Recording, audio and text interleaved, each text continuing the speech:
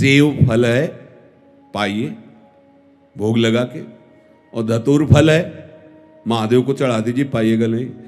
धतूर फल जानते, जहर, घोर जहर, 10 बीज उसके निकाल के खा लीजिए, परम पद में आरूढ़ हो जाएंगे।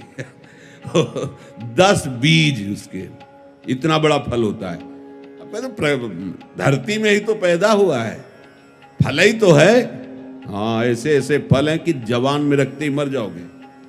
हर चीज का प्रभाव है। एक है श्री तुलसी जी, बगले में खड़ा है भांग और गांजा का, बिल्कुल यहीं बगले में खड़े दिखाई दे रहा है, पार्श्व में देखो तो। अब आप उसको खा के देखिए, आप प्रमाद युक्त हो जाएंगे। जिन लोगों का मानना है कि नशा करके बैठो तो ध्यान बहुत बढ़िया लगता है, भूल में न रहे। वो भांग के नशे में भजन नहीं होता, वो भांग के नशे में भ्रम होता है कि मैं भजन कर रहा हूं। हम नशे में शिथिल बोले हैं, बड़ा बड़ा आनंद आता है, थोड़ी चढ़ा लो, आगे चल करके फिर वो थोड़ी कम पड़ने लगती, फिर और ऐसे ही कुछ सोचते कि गांजा की चीलम लगा ली, परमानंद का। एक बात ध्यान रखो, किसी भी वस्तु के आश्रय से जो आप भजन का भाव ले रहे हैं, यही आपकी विमूढ़ता है। भगवद आश्रय से भजन, भांग के आश्रय से, गांजा के आश्रय से, अफीम के आश्रय से भजन नहीं होता। बिल्कुल पक्की बात समझ लीजिए। सिद्ध पुरुष जो करते हैं वो हमें आचरण उतने ही उतारने जो हमें आदेश दे, सब नहीं उतारने।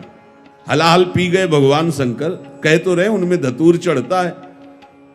एक फल की क्या बात है, आप 8-10 बीज खा लीजिए तो आपका शरीर नष्ट हो जाएगा, पागल हो जाओगे। धतूरा बोले, धतूरा खाए हो क्या?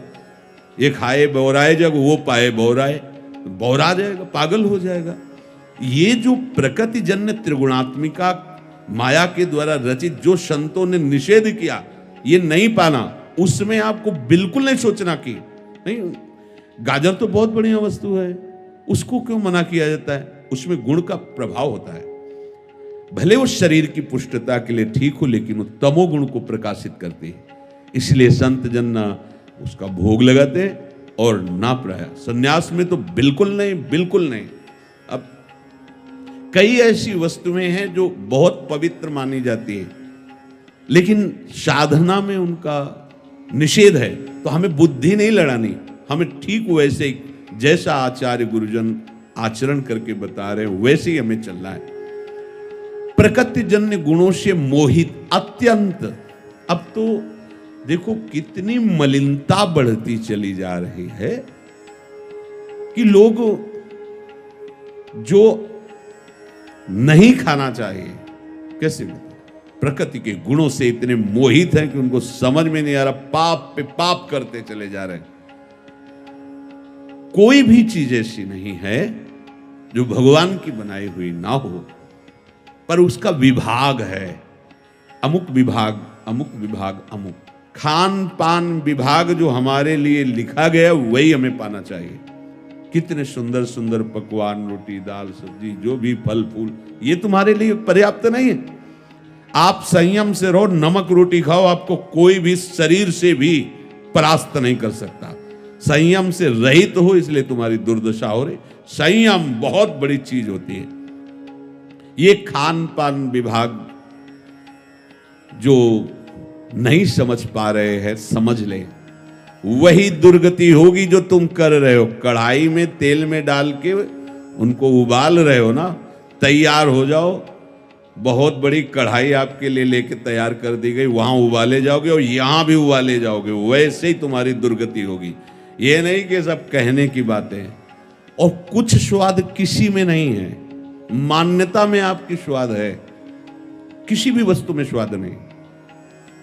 जिसकी हमने मान्यता कर ली ये हमें बहुत अच्छा, वही वस्तु दूसरे को अच्छी नहीं लगती।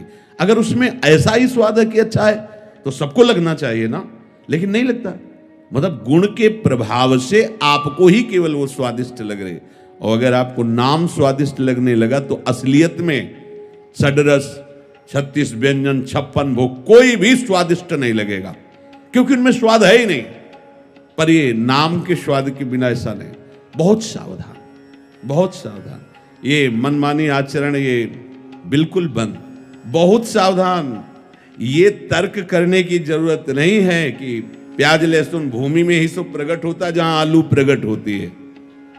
भूल मत कीजिए, जो विभाग बताया गया उसके अनुसार चलिए।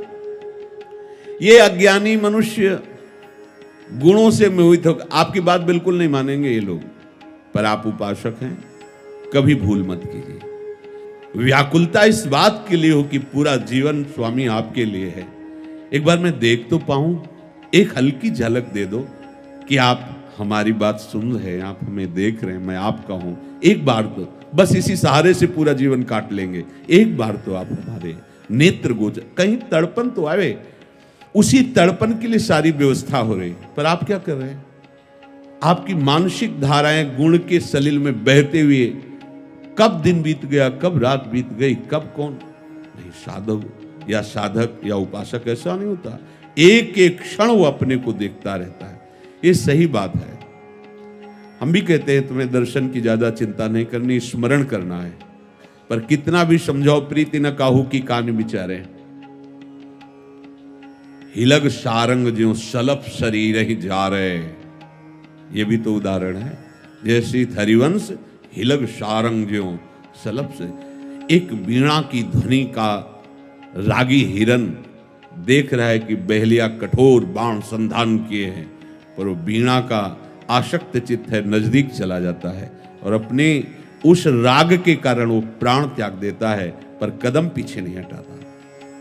पतिंगा रूप का आशिक है, तेज का, वो भागता है दीपक की तरफ और वहां जलकर भस्म होते हुए पतिंगों को देखता है, पर वो रुकता नहीं है। उसी में जाके अपने शरीर को भस्म कर देता है।